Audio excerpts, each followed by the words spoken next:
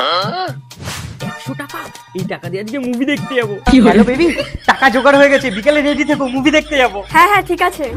বাবু, sofa থেকে যে টাকাটা নিয়েছিস ওটা দিয়ে 1 কেজি আলু আর 500 পেঁয়াজ নিয়ে আয়। মা দেখলো কি করে টাকাটা আমি নিয়েছি? আর আলু পেঁয়াজ আনলে মুভি দেখতে যাবো কি দিয়ে? মালিক আইডিয়া। ঠিক আছে মা।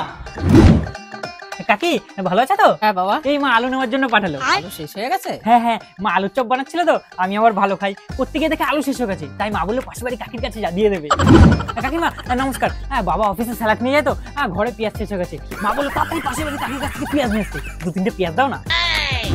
কাকিমা বাড়িতে আত্মীয় এসছে তো, আর এমন সময় ঘরে সবজি শেষ হয়ে গেছে, তাই মা পাঠালো কটা আলু পেঁয়াজ দাও না। এই নে বাবা। থ্যাংক ইউ কাকিমা, মা বলছিল তুমি খুব ভালো। এ বাবা, এটা হবে তো? হ্যাঁ কাকিমা হয়ে যাবে, মা বলছিল তুমি খুব ভালো। আরে কাকিমা এ তো অনেক দিয়ে দিয়েছো, থ্যাংক ইউ থ্যাংক ইউ। গরম, এ নাও তোমার আলু পেঁয়াজ। বেবি অনেক দেরি হয়ে গেল, তাড়াতাড়ি চলো, অনলাইনে টিকিট কাটা হয়ে গেছে।